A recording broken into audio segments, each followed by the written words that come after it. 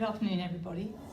Before we start, I thought I would introduce you to the full idea of this discussion and introduce you to the panelists and their credentials, and introduce to just how I'm going to run this afternoon. So, the origins of the concept of fine art. This is the subject for discussion. So the origins of the concept of fine art as opposed to commercial art, decorative art, illustrative art, and so on, are historically uncertain. The phrase was certainly prominent in the 18th and 19th centuries, though reportedly fell out of fashion in the late 18th century and in the early 20th century, was accused of embodying an invalid double standard, separating art from useful objects. Yet we still have courses and departments of fine art around the world. The questions before this panel then are, 1, has the concept of fine art so changed over time as to be now virtually meaningless? And 2, if there are good reasons to maintain the distinction between fine art and other kinds, what are these? And each panellist has their own take on these things. They may overlap, but that's fine. So I will introduce you to each one of the panellists. First of all, welcome Christine Dauber. It's lovely to have you here. Dr. Christine Dauber attained her doctorate with the Dean's Honours from the University of Queensland in 2007 with a thesis entitled Hijacked Agenda, the National Museum of Australia and the Gallery of the First Australians. She lives and works in Brisbane as an independent arts critic, writer and teacher of art history, and has published locally and internationally on a wide range of topics.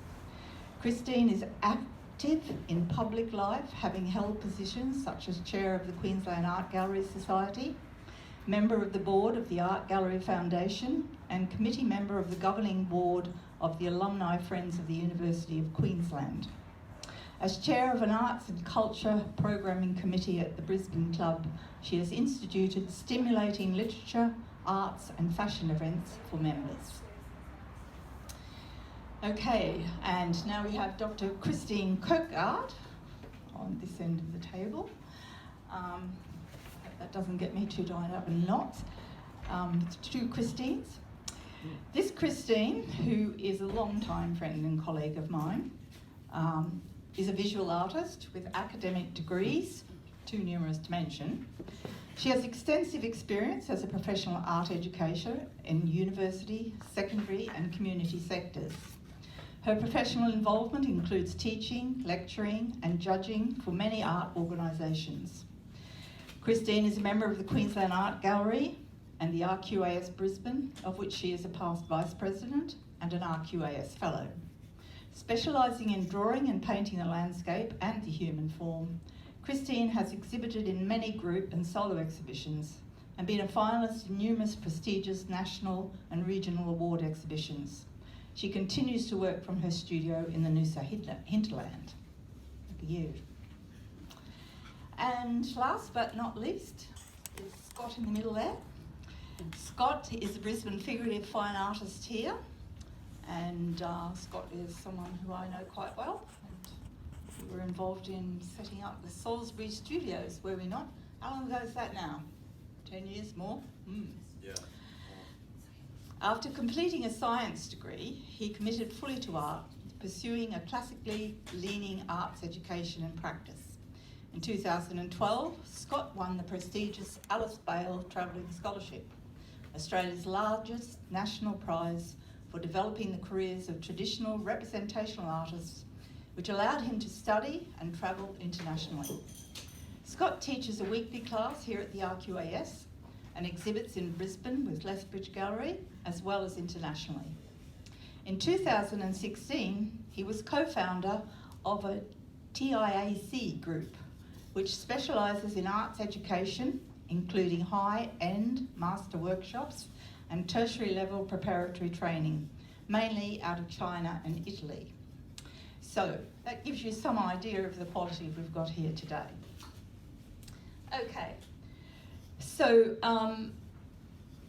the order which I'm going to have people speaking is we're going to start with Dr. Christine Kirkegard, followed by Scott, and then last of all, Dr. Christine Dauber.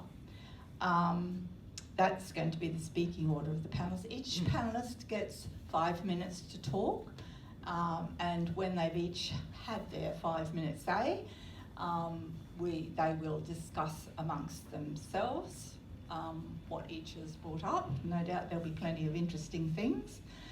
And when I've allowed a suitable amount of time for that, 15 minutes more or less, I will open the discussion to the floor for questions and comments. And there will be a microphone coming round, so you won't have any problem being heard. Okay, so without further ado, Chris, if you are ready, I'll... Thank you, Kay. Does this work? Timing? Yes. That's working? Okay. Yes. Okay. Yes. Timing? Yes. Hello everyone. From my specialist perspective, I'm sorry. I shall wait till that. I'm very sorry about this. I've got it on 5 seconds and not 5 minutes. Oh, that's Forgive me, Chris. Supposed to be on 5 seconds. I'm not very technologically minded. Supposed to be on 4. Okay, I'm starting. I know what I'm Okay. From my specialist perspective, which is fine art, painting and drawing, I believe the following. The concept of fine art endures, but is in a state of confusion. The proliferation of many new art forms, which aspire to occupy the hallowed ground once exclusively the territory of the traditional fine arts, has resulted in a diminished fine art cultural audience. Many of the new arts considerably enrich our experience, such as film, photography, electronic media, popular art, etc. Marginalisation of marginalised interest groups and ethnic cultural groups of many varieties also lobby for their fair share of fine art prestige. However, the problem is not so much in embracing cultural artistic diversity as in the erosive forces which have plagued the traditional fine arts, particularly since the mid-20th century. Despite passionate advocacy of artists working within the traditional visual arts, for example, painting, there remains a lack of confidence in the potential of painting language to enter into important spheres of contemporary experience and meaning. A further dilemma is that despite and perhaps because of the diversity of cultural traditions and artistic exemplars, there is a problem of choice. To believe in something is to make a choice. Making a choice is also the imposition of a limitation. A painting, a two-dimensional painting works within a limitation. That does not mean that it doesn't have enormous and diverse potential. Answering the second question, advocacy of the importance of preserving the fine art distinction.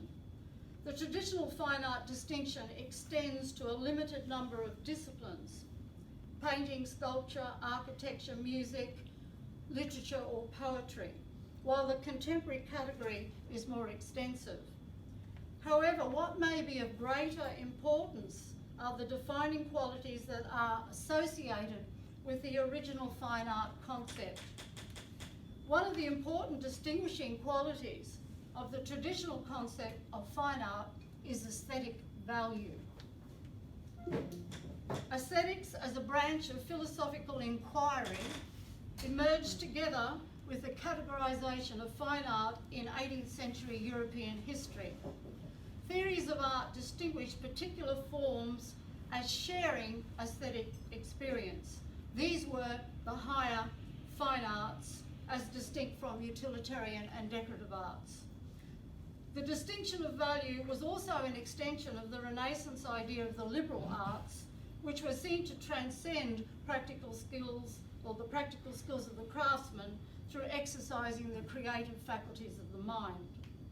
The interdependent development of the fine art concept and the philosophy of aesthetics is worth understanding, as perhaps ultimately the aesthetic dimension of human experience and the fine arts are inseparable, and an attack upon one proves to be an attack upon the other. So from the 18th century onwards, there was much philosophical speculation, probing the possible meaning of art in relation to aesthetic experience. Thinkers such as Kant, theorists such as Ruskin were important contributors. The subject, however, is both elusive and complex, involving ideas such as the nature of representation, the appreciation of beauty in nature and art, the picturesque and the sublime, the relation between seeing and knowing. In the mid to late 20th century, many theorists and artists denied that either aesthetic experience or the fine arts should be distinguished as separate branches of knowledge having a special kind of value.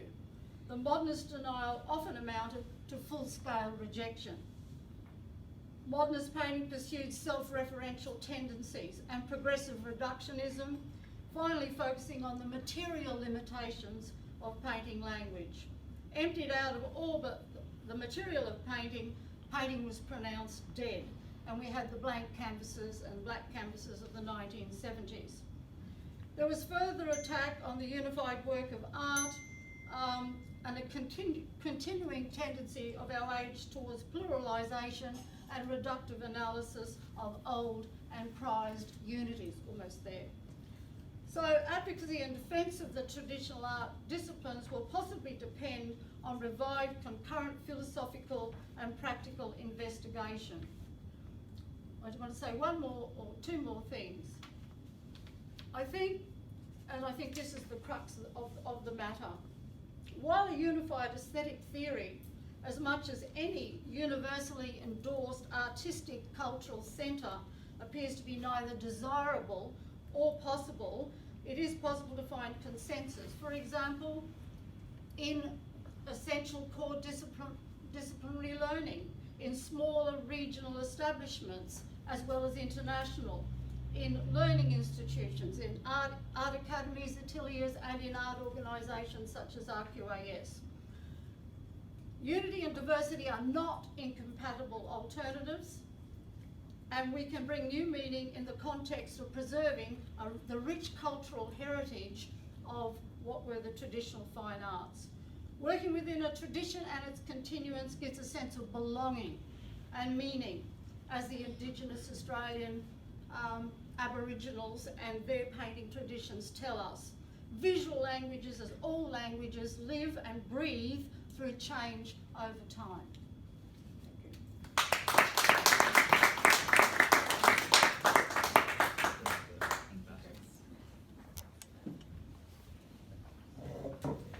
Okay, well, I'd just like to point out that I'm the only person up here who doesn't have a doctorate, so that's probably going to become clear in just a second. So my approach to this, I'm a simple guy, and I guess I'm just looking, when I think about art theory or aesthetic philosophy of whatever kind, I'm really looking for things that have pragmatic kind of use for me. So I just really want to make sure that whatever I'm thinking about is keeping me on the straight and narrow as far as actually kind of achieving what I want to achieve artistically. That's kind of how I approach this now, and that's sort of how I'm approaching this question as well.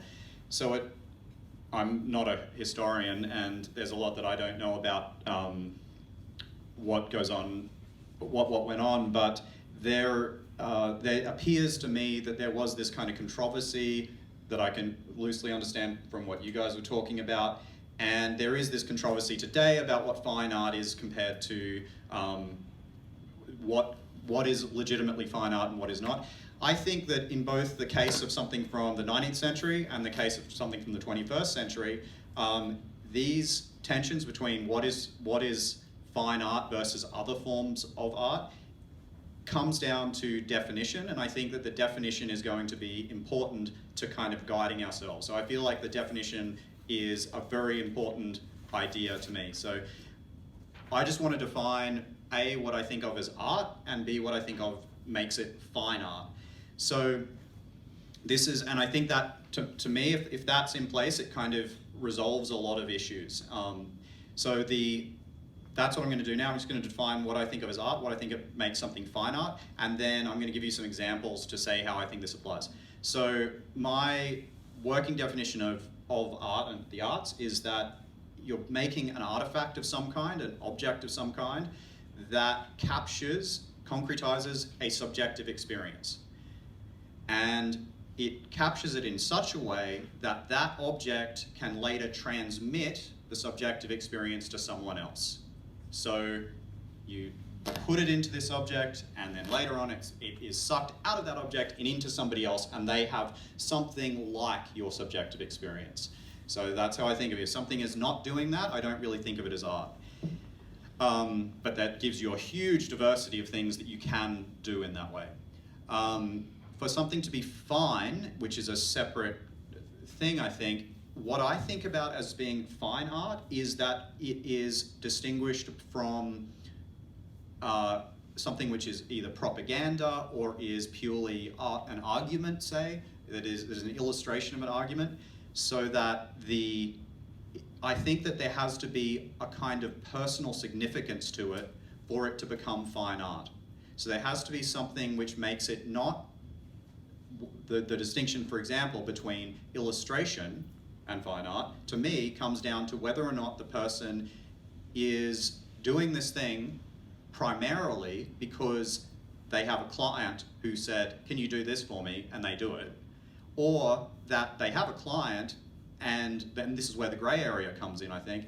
You have a client, but you are motivated by a very sort of deep aesthetic or emotional or some kind of sense that is driving you towards doing that thing. And that's where you can have a Caravaggio. Yes, it was commissioned by the church.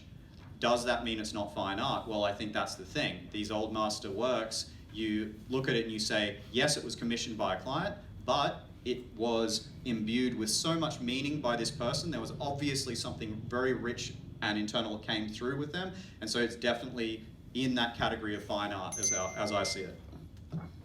So just to bring this around. So that's an example between what is fine art and what is not fine art in that way. And then I think that the key for me is that whether or not something is fine art, and this is where we may disagree, Christine, whether or not something is fine art or not is one topic, and then whether or not it is good or bad or immoral or amoral or anything like that, that's a separate issue. And I think those things can then be debated further. So you can look at something and you say, yes, it's definitely fine art, but I think it's a bit crap. Okay? That's totally legitimate, but I think that they're two separate issues. So, yeah. Thank you.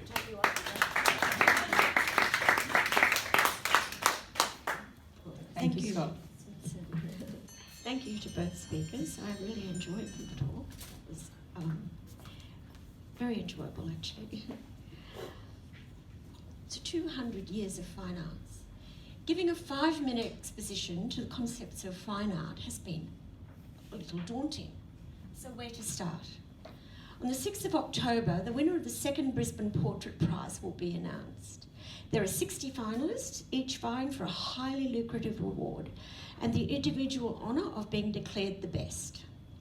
On examination, 27 of the contestants directly listed an interest in fine arts, whether that be in reference to an institution or a stylistic approach.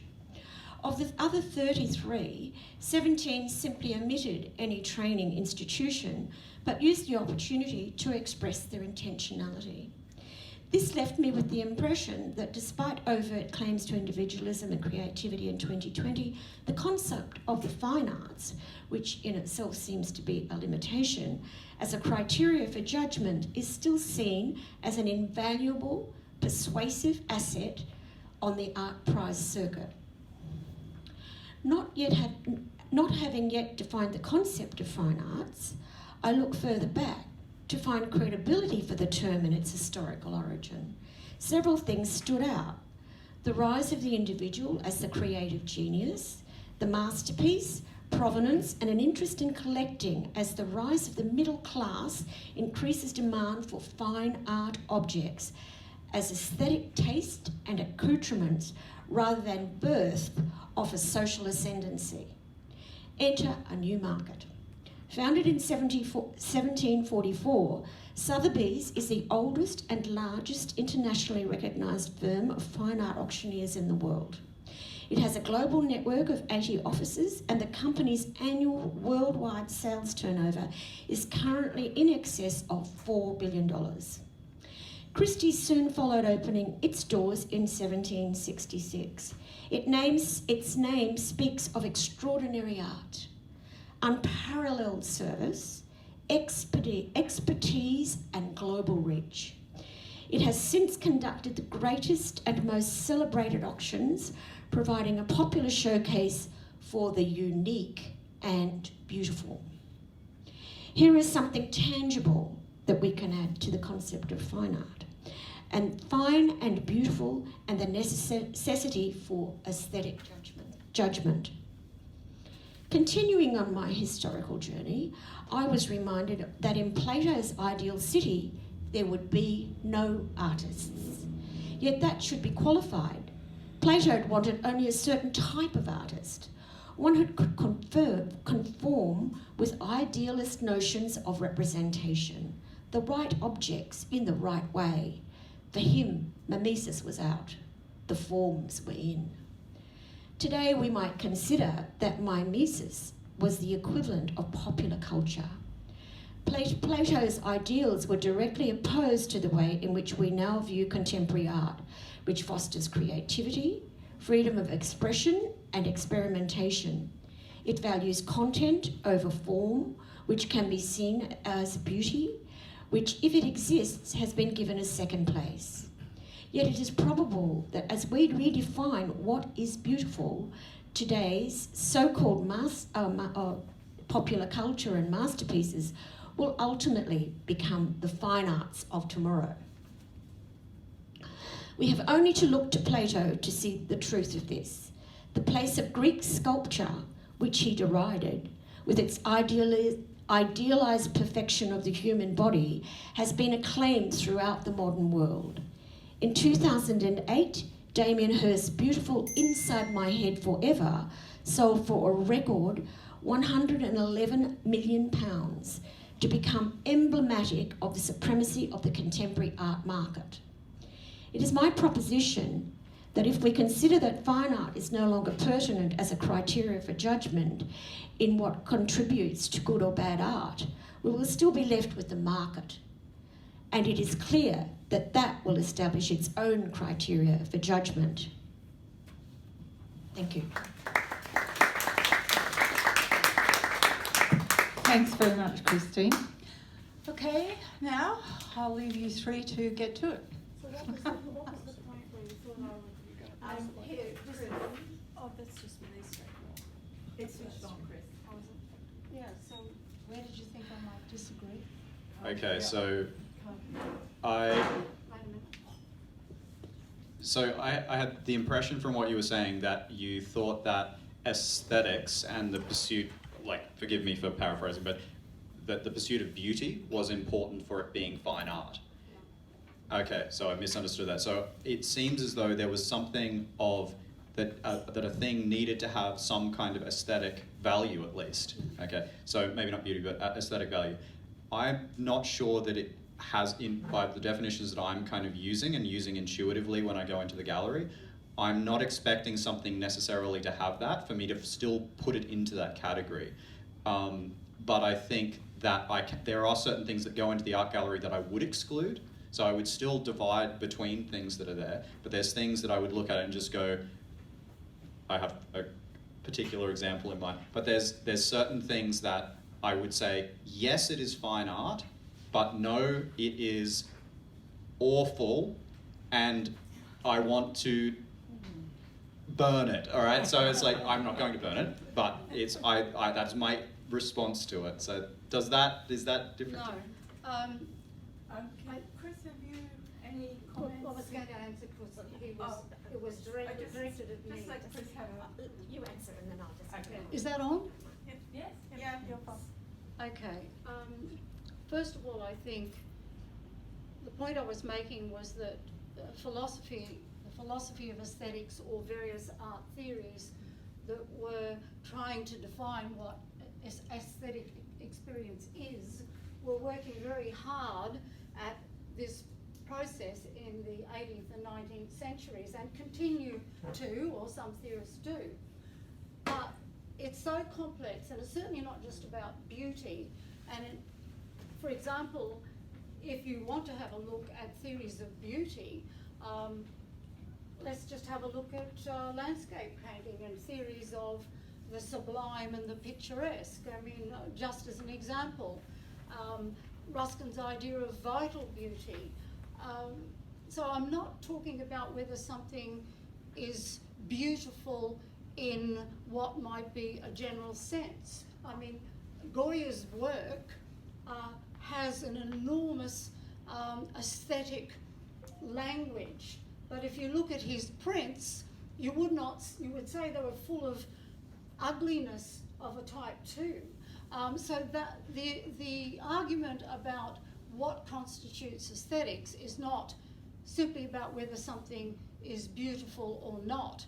I mean, some of the attempts that have been made at defining it suggest that it has much to do with the idea of a unified work of art which manages to synthesize your different levels of consciousness. So your perception, how you see the world, your ideas about the world, which would involve your knowledge of tradition, all sorts of intellectual processes, your sensual response. And so, in effect, what art does, and what many of these theorists were trying to say, was that what distinguishes an art object is its unity and the capacity to bring multiple and complex levels of human consciousness into an actual object, be it a painting or a work of sculpture, something that is tangible. And so aesthetics is about many things. It's certainly not just about whether something's beautiful or whether it's ugly, and how do you judge something in terms of its aesthetic value. That's why I said I thought it was very important that we realise that the attack on aesthetics in philosophy and the attack on art in terms of high art or painting happens simultaneously. So it's almost as if the support of one to the other could be important. Christine? Hello? No, hello? Is the red light on? The red light's on, but it's not working. Oh, there we go. There we are. We are right. Well, I think it's really difficult to define what art is. I think we've all seen Duchamp, and we've all seen a urinal put on a wall. So what art is and what is aesthetic value in that art is really another thing that I think is extremely difficult. What I took from your statement about dividing it into art and then fine art was that I looked at that and I thought, yes, this is really quite interesting, because you're expecting the art piece to have some sort of experience on your psyche that creates that perception for you that it's going to be, it is art, that it's speaking beyond itself somehow, and it's conveying something that is actually beyond itself. It's not just that object, it's not just the urinal hanging on the wall, it's something else. I guess what made the urinal on the wall piece of art was actually the context of the gallery. And so that was another thing that entered into the way, I mean, art as we see it today is something that didn't always occur. In Plato's time, it was techne. And techne was not distinguished from the arts and crafts. So it was about being very good at what you did, very, very good at it. So that produced that extraordinary sort of era in Greek art, which we all look back to and admire. So it was a different sort of thing, yet it was a totally different thing in a way from what was expected of an aesthetic experience. So we don't really get that until you get this other thing, you know, that's starting to happen. You get galleries, you get all these other people paying them, because prior to that time you have patronage. And there's a patronage that's set up. But once you get the rise of the middle class, you're getting people that want something else. So they're expecting something else also tied up in this art circly thing. And I think also when you're talking that you expect that there's some sense of authenticity about what the artist produces, something that is authentic to their perception of themselves, perhaps. I always wonder what this word authenticity means, but people throw it around, and then so you've got to look for what it does mean. But I would think that it is something that is about being authentic in their expression of what they want to convey to the world at large, because an artwork isn't, I have a question that I would like to ask, is an artwork if it doesn't even have an audience? Is it still an artwork, or is it something else? So perhaps you'd like to comment on that.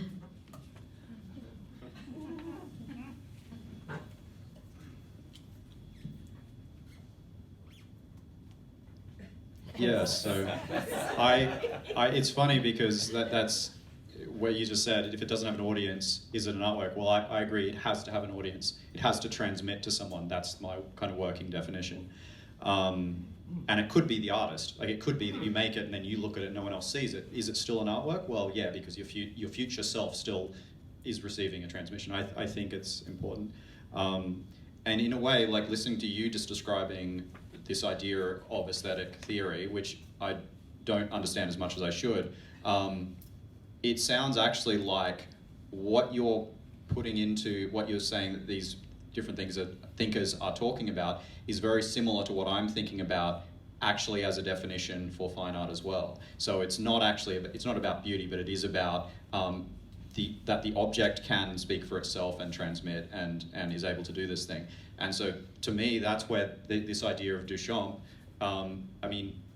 to me, he falls into a kind of grey area a bit there, because, and I kind of he like had this sense of like him kind of, okay, I'm gonna mess with them with this one, and he sort of throws that up on the wall. I kind of want to take him aside and say, Marcel, mate, it doesn't transmit a subjective experience really, you know? And so you're kind of trying to get in there and just do something to fine art, but you're not actually doing fine art, mate. So yeah, I think it's like he kind of like he tried to do a thing, and everyone's kind of gone, oh yeah. It's like, wait a second, I actually don't think he pulled it off. I think he made a mistake. I think he tried to pull a Swiftie, and people haven't noticed yet.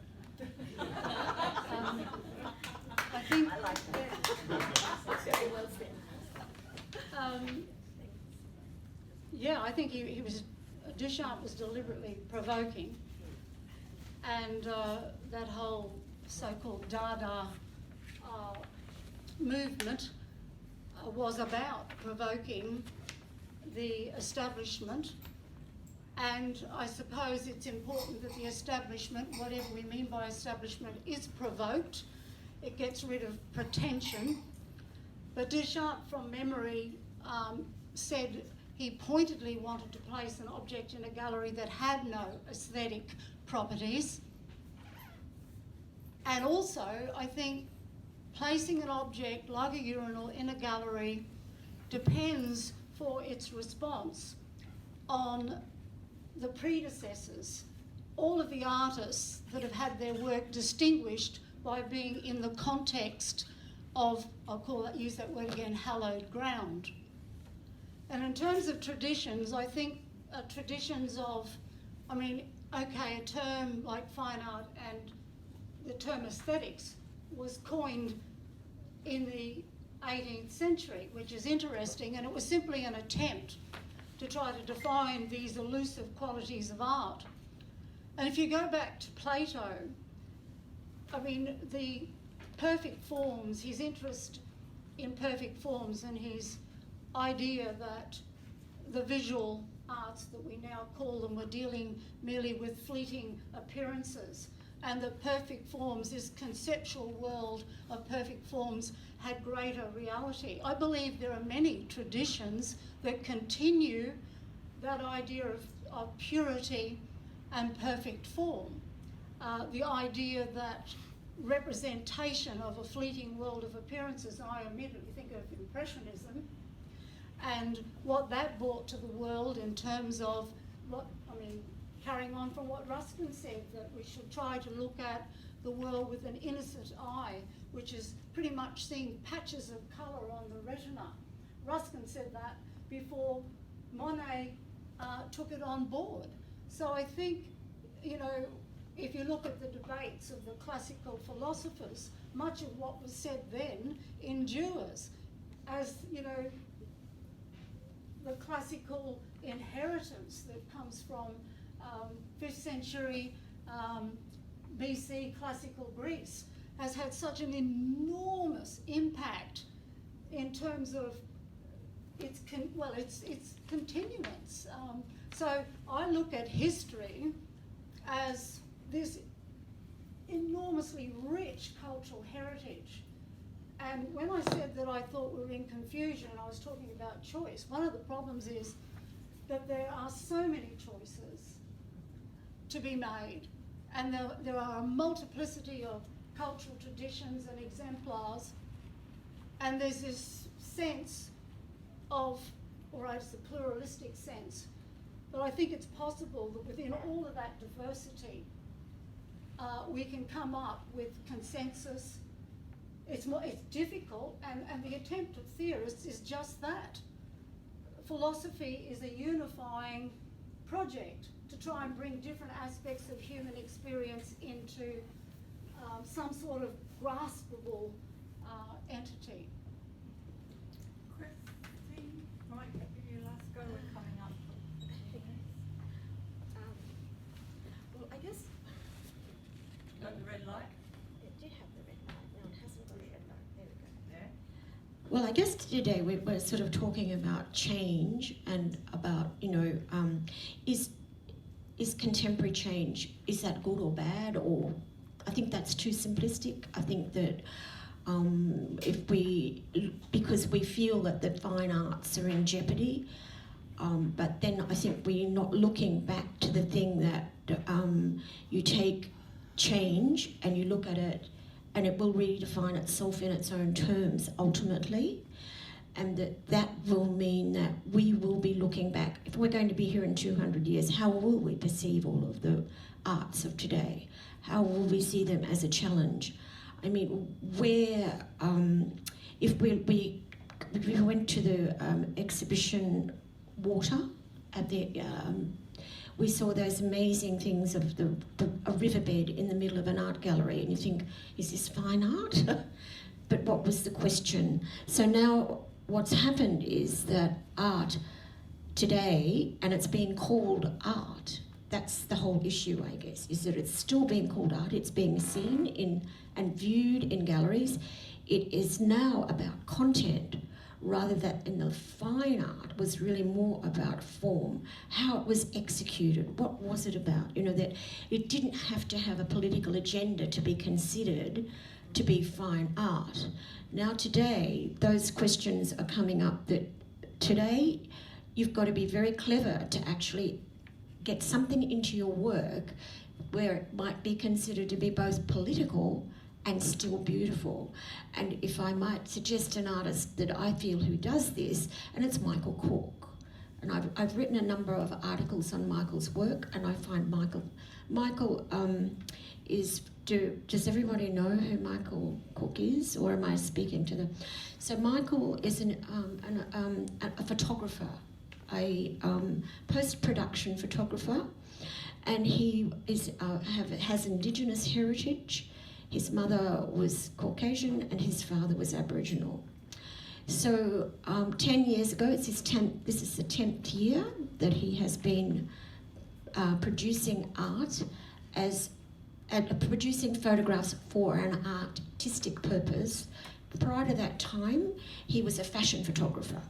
So very used to dealing in clothing and those sorts of things. So his first exhibition came about, and it was he took copies of every Prime Minister, a photograph of every Prime Minister in Australia, and overlaid an Aboriginal photograph over the top of that face and touched it up and said, what if? The question being, what if things had been different?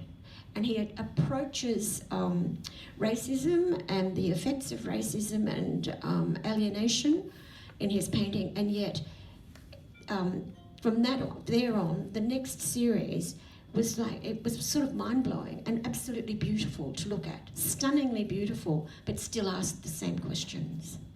And he's done that, and he's now got and I commend it to you, the exhibition up at University of South Coast, up at Sippy Downs, has a wonderful art gallery, and he has the retrospective exhibition after 10 years. You sit in that gallery, then you can look around you, and there's magnificent, beautiful art that is still asking some really hard questions. So I think those are the things that we find at Biennale are in jeopardy. The things of beauty in art that used to be there, that used to be some sort of criteria. It came out of the things of the academic arts and those sorts of things, where you went along, you learned how to be something. Nowadays, there's still people who are learning to be artists rather. And I think that the more I see in contemporary art, I'm greatly challenged by it, and it challenges my mind, and it challenges the way I respond to the things that I do in my community. And so therefore, if I'm looking for beauty, what I'm looking for is the way that can stimulate people and myself and other people around to think differently and to progress differently, and that is also in itself a beautiful thing.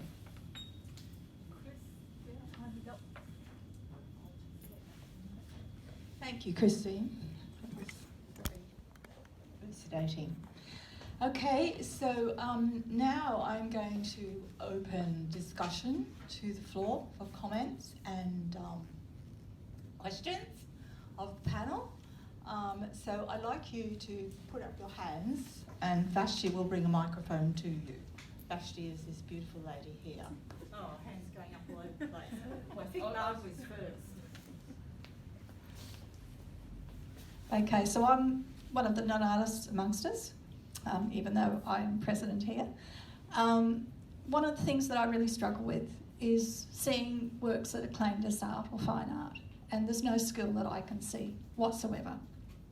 And I'm talking about a pile of bricks on the floor somewhere, or a whole heap of paint thrown at a wall. So my question is, in relation to the changing, how fine art has changed, what has that got to do with the concept of being able to draw as the underlying skill in fine art?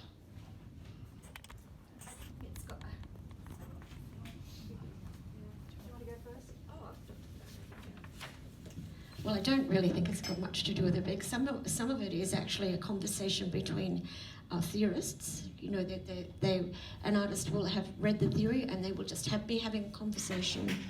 So that art theory sits there, and it's you're, as an artist, then you set up a dialogue between yourself and the art theorist. Unfortunately, it's a bit of an in-conversation, and so unless it's explained, it's very difficult, I think, to understand.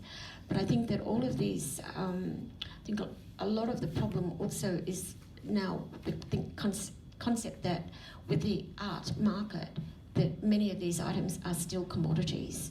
So, and I think that it's something in the area of art that we can't overlook, that art is in itself a commodity, and so the more, maybe more contentious or whatever it is, it will still, you will still be, you have something that is a commodity. You're setting up your own dialogue, which will then you will reap the benefit of. Okay. Boyd, I was I just want to say something. I think respect for mastery is something that has been lost. And as much as I think we have to accept that all languages change and that we must have diverse cultural representation, whether we're looking at filmmaking or whether we're looking at painting, whatever discipline we're looking at, somehow or other, the idea of mastery as equating with elitism has to be jettisoned, because great art, as the great museums of Europe will tell you, with the people that flock there to see the best, is uplifting, and part of that equation is mastery. Can I comment on that one? Yes, of course. You're allowed. So the pile of bricks that you're talking about, like, it'd have to be a bloody good pile of bricks. And I would give the example, like an example of someone that I think is kind of in this kind of middle ground is, I don't know how to pronounce it, Phillida Barlow, the British, Phillida, I don't know, British artist. I saw her an installation in the Venice Biennale in 2017, I think. So she took one of these beautiful old buildings in the Giardini area of the Biennale, and she had all this. Her work is generally about sort of old building materials and detritus, and she sort of put these things around.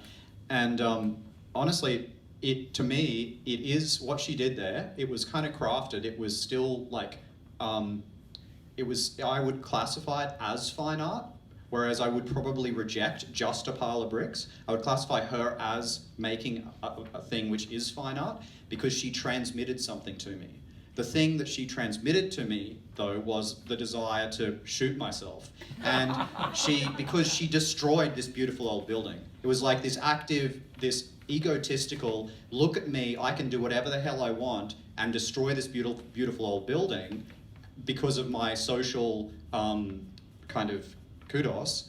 And so it transmitted something, it just transmitted something really awful. And that's why I think there's a difference between the rejection of something being fine art or not, because there is no skill, or it is fine art, but it's just awful.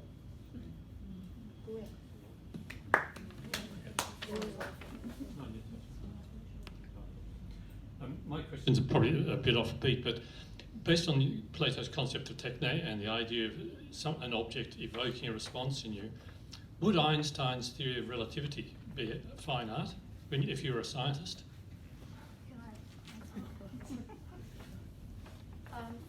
I think many forms of human endeavour have aesthetic experience or have aesthetic qualities, and I think for the mathematician, a wonderful equation has an aesthetic value.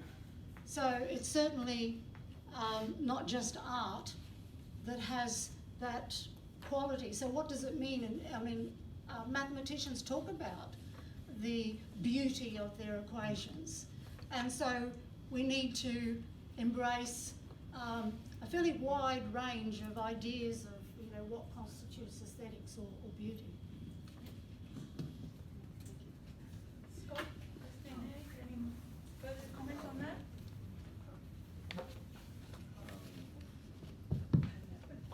I would, as amazing as the theory of general relativity is, I would not classify it as art. I would agree that there is aesthetic value and there is something in there that we can respond to and feel pride as human beings or inspiration.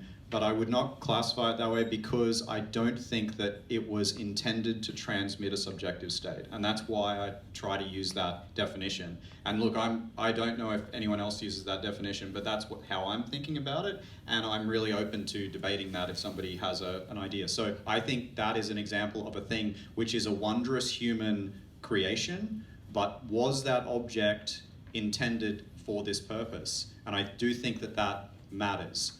I think that it's intended for that thing. It's intended to transmit to an audience. And the fact that it actually does that is another question. And that's why the pile of bricks is kind of out to me, because it doesn't contain it doesn't have the inherent capacity to do it. It can only do it with the help of theory. And that's an area that which you might disagree with. I feel like if the theory if it's too dependent on written theory, I'm starting to get a bit fuzzy on that one.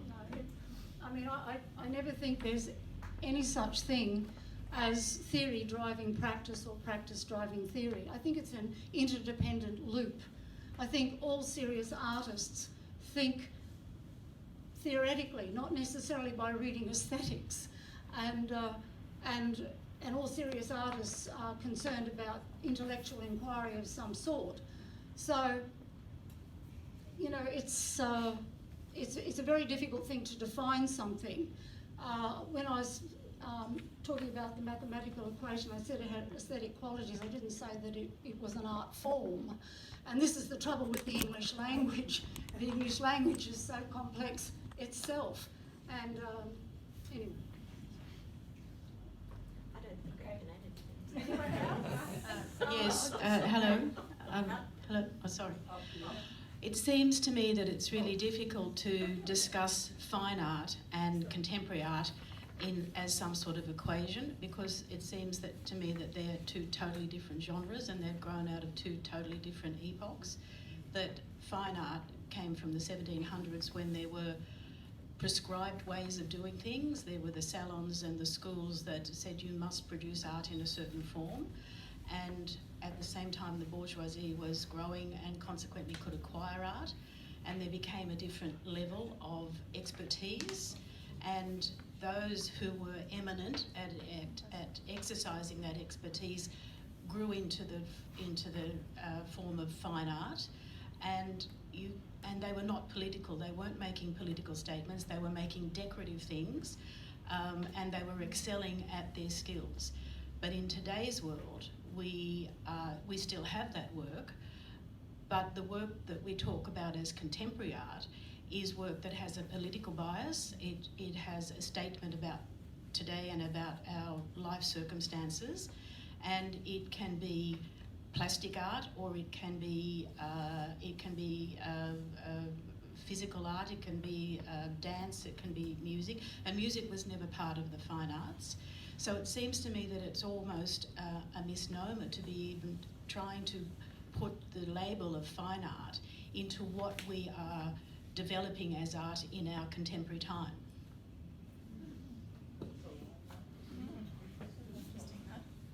Anyone here? Christine? Is that on? I suppose it's just a category, and what you're saying is exactly right. The art forms have changed, the languages have changed, but I think there was a problem in the fracturing of traditions, the idea that tradition was something that needs to be totally and utterly confined to a historical period. Most artists actually plough into periods of history, or shall we say artistic exemplars, I mean master artists, artists who interest them. And so in effect, the teachings of academies in the 18th century and the traditions that grew out of that, of course those traditions can't be the same. And in effect, if they are the same, you end up with just simply appropriating the antique, and that's death. But if you can just simply look at a way of using all of that rich information as grist to the mill of your own individual exploration, and think of tradition that way rather than something that's locked in the past, because it's not locked in the past. It's a body of knowledge that can be accessed by anyone, but instead of just imitating it or copying it, because that does not work in terms of your own existence and in terms of the era in which you live. But the information that's there, it can be used. Just to butt in a bit, what is there also a definition? Art. Microphone. Oh, sorry.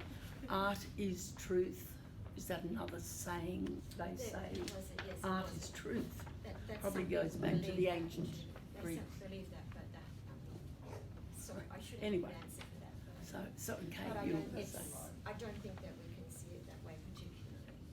But some people thought it was beauty too. Beauty is truth. There's a whole range of things around what is truth. But truth has been shown to be something that is very up for grabs. It's something that I think that we You know, that we can't even approach truth really as be some sort of defining factor Truth, in art. You know, it's just not is going to an be there. equation. But I mean, truth can be a scientific equation. well, it's more likely to be truthful in a scientific equation than it is in art, I would say, to be quite frank. It's true till it's So, I guess but what I'm looking at is, this afternoon all we've spoken about really is European art in the concept of fine art, and that, you know, that we're taking this European art as being the best.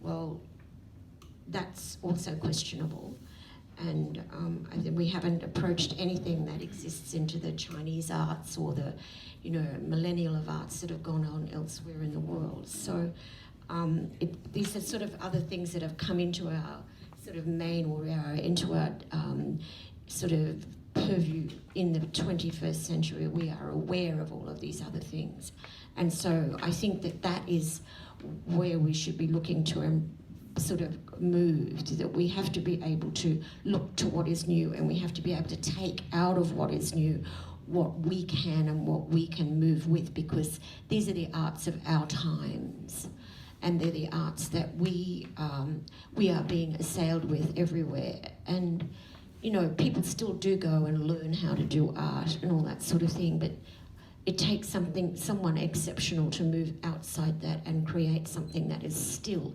original. When you consider the millennia of arts that have gone on, how do you come up with something that is still original?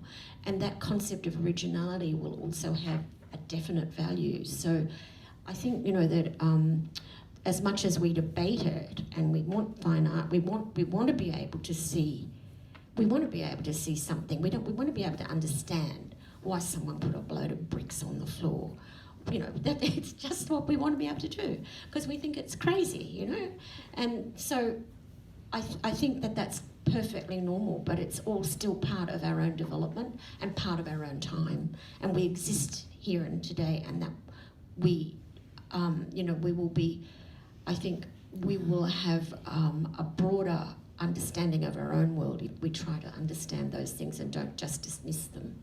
And that's the way we will be if we embrace other cultures and the other things in the world too, because we'll see that these other things were still, you know, they still have value. Everything has value. So that's my take on it.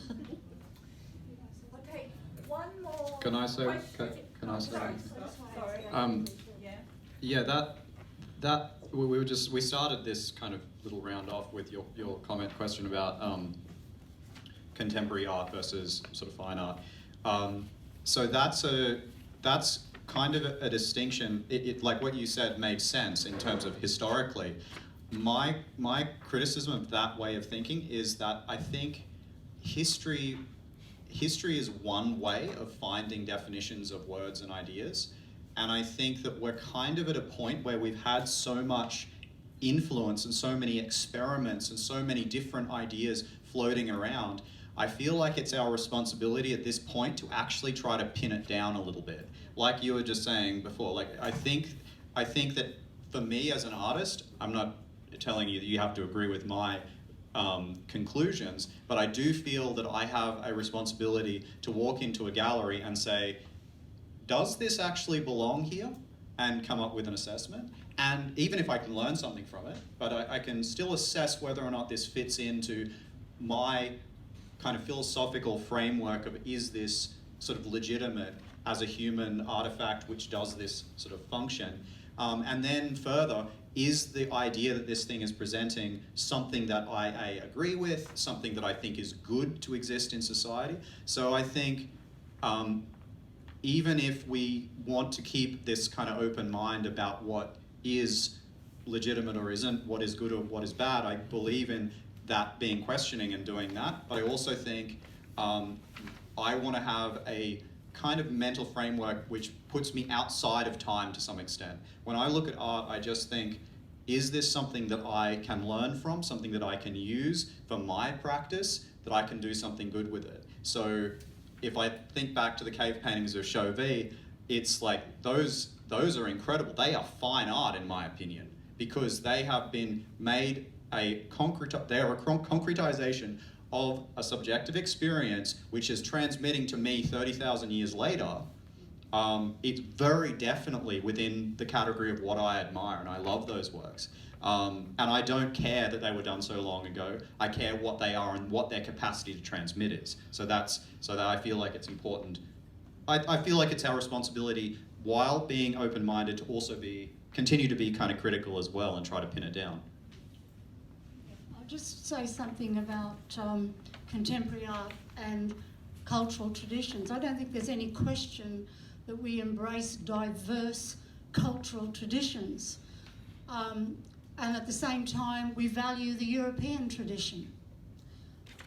The European tradition itself, of course, is a melting pot over history of the influences of the East. And if we look at the art of 19th century Europe, and we see the enormous seduction of Japanese art on a number of those artists, you know, Degas, Manet, that's an absorption into a European tradition. Likewise, you had artists like Hokusai looking at European traditions and absorbing that into his, shall we say, Japanese traditions. So I think the notion of cultural, shall we say, cross-fertilisation is as old as history.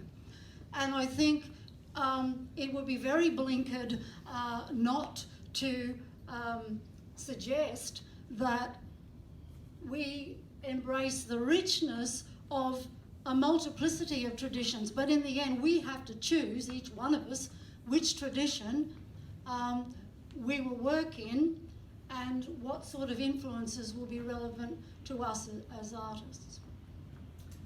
Okay, one more question from the audience. Joe? Thank you for the opportunity to have the last question. And what a wonderful discussion by the panel. So many points to think about. So now I would address the panel and say, if we look around the room,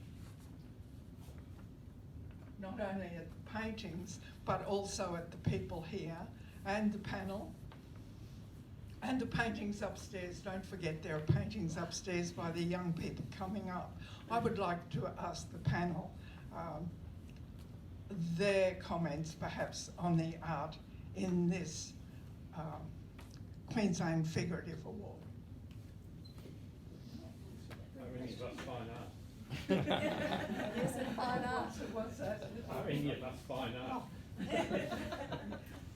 I'm just going to make a general statement, and that is that I think organisations like the Royal Queensland Art Society are just those smaller organisations I mentioned in my very rapid delivery of 5 minutes, and that is that I think it's possible to reach consensus in smaller groups, be they galleries or art societies, and the decisions that have been made here to implement a Queensland Figurative Art Prize and all that that entails in the encouragement of artists who select to work within that genre. I think that's just an example of a form of consensus in a group of people, and then so what we see here is the result of that. Okay, that kind of consensus as to what an organisation wants, what an organisation wants to promote. There will always be disagreement. You have to work within the limits of whatever the limits are of your particular organisation or academy or whatever that happens to be. So I think well done. Scott, you got anything to add?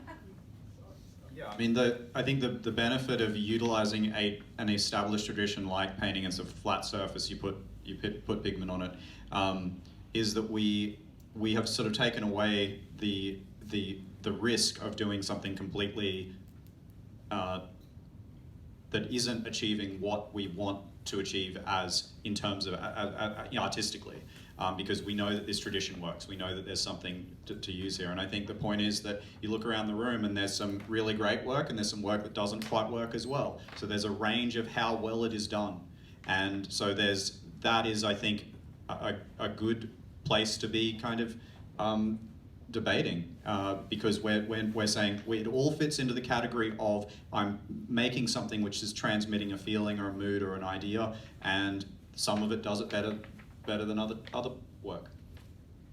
Christine, do you wish to comment on this?